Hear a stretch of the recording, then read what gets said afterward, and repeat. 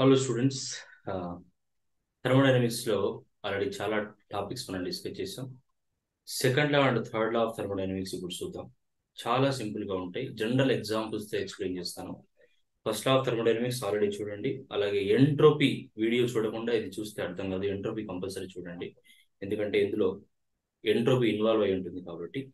So first మనం second law of thermodynamics గురించి మాట్లాడితే ఆ, ఒక ఒక కోల్డ్ వాటర్ తీసుకొచ్చాము.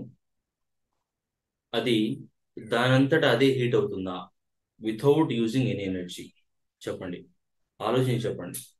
కోల్డ్ వాటర్ తీసుకొచ్చాం ఒక బకెట్లో, దానంతటా అదే అవుతుందా? అంటే మీరు ఎండలో పెడితే అవుతుందంటే ఎండ కూడా ఒక ఎనర్జీ కదా, అందులో కూడా సన్ రైస్ వస్తాయి కదా, హీటర్ పెడితే వస్తాయి కదా, స్టవ్ పెడితే కూడా వస్తాయి కదా. అంటే ఎనర్జీ యూజ్ చేయకుండా ఒక కోల్డ్ బాడీ హాట్ బాడీ అవ్వదు. కరెక్ట్? దాన్ని సెకండ్ లా ఆఫ్ థర్మోడైనమిక్స్ గా చెప్తాం. అదే హాట్ బాడీ కోల్డ్ బాడీ అవ్వడం మాత్రం ఈజీ. సరౌండింగ్స్ సపోర్ట్ చేస్తే చాలు.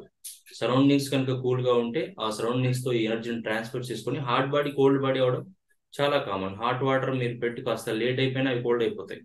సో అది first, heat cannot flow from a cold body to A hot body on its own. మనం ఏం చేయకుండా ఆన్ ఇట్స్ ఓన్ అంటే మనం ఏం చేయకుండా, ఎలాంటి ఎనర్జీ ఇవ్వకుండా, ఎలాంటి ఎక్స్టర్నల్ ఫోర్స్ ఇవ్వకుండా, లేదంటే ఎక్స్టర్నల్ ఎనర్జీ ఇవ్వకుండా కోల్డ్ బాడీ హాట్ బాడీ అవ్వదు.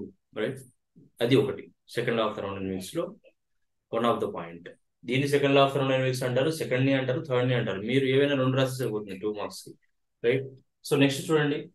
It is impossible to convert total heat energy into work without without doing some permanent changes in the system. So ఒక సిస్టమ్ ఉంది, ఆ సిస్టంలో ఎలాంటి చేంజెస్ చేయకుండా టోటల్ హీట్ ఎనర్జీని కంప్లీట్ వర్క్ గా మనం కన్వర్ట్ చేయలేము. That is impossible. రైట్? సిస్టంలో ఏవో కొన్ని పర్మనెంట్ చేంజెస్ చేస్తేనే, ఇప్పుడు మీకు 1000 క్యాలరీస్ ఎనర్జీ ఉంది మీ దగ్గర, 1000 కిలో క్యాలరీస్ ఎనర్జీ ఉంది. 1000 కిలో క్యాలరీస్ ఎనర్జీని మీరు కంప్లీట్ వర్క్ గానే కన్వర్ట్ చేయగలుగుతారా? కంప్లీట్ గా 100% చేయగలుగుతారా? లేరు. ఎప్పుడు చేయలేరు అంటే సిస్టంలో చేంజెస్ లేనప్పుడు చేయలేరు. చేంజెస్ ఉంటే చేయొచ్చు. అంటే మీకు మంచి ఎన్వైరన్మెంట్ ఇచ్చి మీకు ఫుడ్ పెడతారు, ఎర్లీ మార్నింగ్ బ్రేక్ఫాస్ట్ పెడతారు. బ్రేక్ఫాస్ట్ లో ఒక 500 క్యాలరీస్ ఉంటాయి. అదంతా 500 క్యాలరీస్ అయిపోయే లోపు మీరు ఏదో ఒక వర్క్ చేస్తారు, చదువుకుంటారో లేదంటే ప్రాక్టీస్ చేస్తారో ఏదో ఒకటి చేస్తారు. అయితే 500 క్యాలరీస్ ఎనర్జీ మొత్తం 500 క్యాలరీస్ వర్క్ లాగా కన్వర్ట్ అవ్వదు. ఎప్పుడు మీకు కరెక్ట్ గా సిచ్యువేషన్ లేనప్పుడు, రూమ్ లో ఫర్ ఎగ్జాంపుల్ ఫ్యాన్ లేదు, లేదంటే నీకు నీకు సబ్జెక్ట్ అర్థం కావట్లేదు, కరెక్ట్ బుక్ లేదు, కరెక్ట్ నోట్స్ లేదు, లేదంటే కరెక్ట్ యూట్యూబ్ వీడియో లేదు.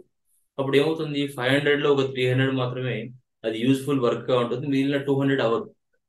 అంటే ఏంటి? 500 క్యాలరీస్ ని కంప్లీట్ గా మనం చేయలేము. That is impossible without doing any changes, permanent changes in the system.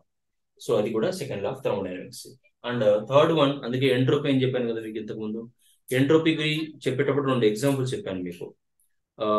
డిజార్డర్నెస్ ఎక్కువ ఉంటే ఎంట్రోపీ అంటాం సింపుల్ గా చెప్పాలంటే. ఇంకా క్లియర్ కావాలంటే మీరు వీడియో ఉంది చూడండి. సో మన రెగ్యులేటర్, కుకింగ్ సిలిండర్ రెగ్యులేటర్ ని ఆన్ చేసినప్పుడు అది ఫాస్ట్ గా స్టవ్ లోకి వచ్చేస్తుంది.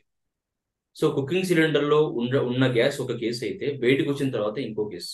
రెండు చోట్ల ఎంట్రోపీ ఎక్కడ ఎక్కువ ఉంది ఆలోచించి చెప్పండి.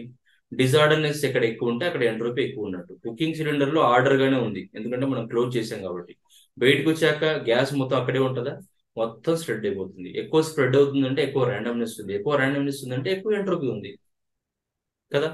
సో ఇది మన రెగ్యులేటర్ ఆన్ చేయగానే వెంటనే గ్యాస్ బయటకు వస్తుంది. మనం రమ్మని పిలవక్కర్లేదు, మనం రమ్మని ఏదైనా ఫోర్స్ యూజ్ చేయక్కర్లేదు, ఎందుకంటే అక్కడ ప్రెషర్ ఎక్కువ ఉంది. మనం ఇక్కడ టర్న్ ఆన్ చేయగానే లో ప్రెషర్ రీజియన్ కాబట్టి వచ్చేస్తుంది కదా. సో అంటే ఇది ఇది ఈ స్పాంటేనియస్ రియాక్షన్ అంటాం దీన్ని. ఈ స్పాంటేనియస్ రియాక్షన్ రివర్సబుల్ అంటే ఇర్రివర్సబుల్. ఎందుకంటే బయటికి వెళ్ళిన గ్యాస్ ని, అదే గ్యాస్ ని మళ్ళీ మనం లోపలికి పంపించలేం కదా. సో ఒక బాటిల్ నుంచి వాటర్ పోసాము, ఆ వాటర్ ని మళ్ళీ అలాగే కంప్లీట్ గా మనం బాటిల్లోకి తీసుకురాలేం కదా. సో ఏంటది? All spontaneous reactions are irreversible and entropy of them is always positive.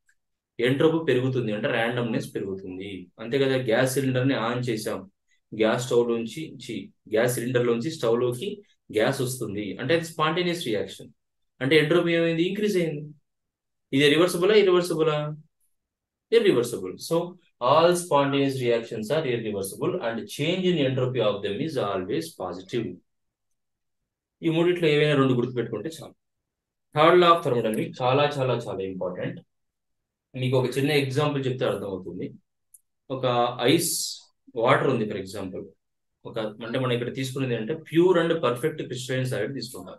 దాన్ని మనం ఐస్ అనుకుంటున్నాం. అది 0 డిగ్రీ సెల్సియస్ దగ్గర ఉన్నప్పుడు ఎంట్రోపీ ఎలా ఉంటుంది? ఎంట్రోపీ 0 ఉంటుందని చెప్పలేము, 0కి దగ్గరలో ఉంటుందని చెప్తాం. అంతే కదా, ఎగ్జాక్ట్ గా 0 అని చెప్పలేము, ఎందుకంటే ఎగ్జాక్ట్ వాల్యూ మనకు తెలియదు కాబట్టి. 0 కంటే ఎక్కువైనా ఉండొచ్చు, 0 కంటే తక్కువైనా ఉండొచ్చు. అయితే 0 ఎప్పుడు అవుతుంది అంటే మనం దాని అబ్సల్యూట్ టెంపరేచర్ ని 0కి దగ్గరగా తీసుకెళ్తే, అంటే వాటర్ ఉందనుకోండి, వాటర్ ఎంట్రోపీ ఎక్కువ ఉంది. ఇప్పుడు మెల్లగా 25 నుంచి 24, 23, 20, 10, 9, 8, 7 అలా 1, 0 దగ్గర తీసుకొస్తే వాటర్ మొత్తం దగ్గరకు వచ్చేస్తుంది. ఎందుకు? అది ఐస్ లా మారిపోతుంది. అంటే ర్యాండమ్నెస్ ఏమైంది? డిక్రీజ్ అయింది. ఎంట్రోపీ ఎటువైపు వచ్చింది? 0 వైపు వచ్చింది. ఎంట్రోపీ లేదేమో అన్నట్టు వచ్చింది కదా.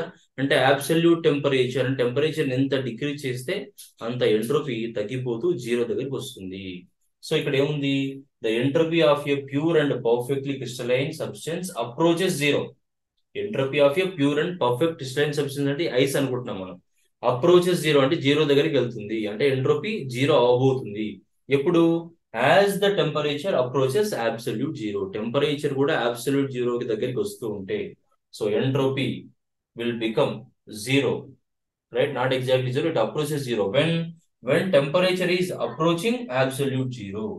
This is called third law of thermodynamics.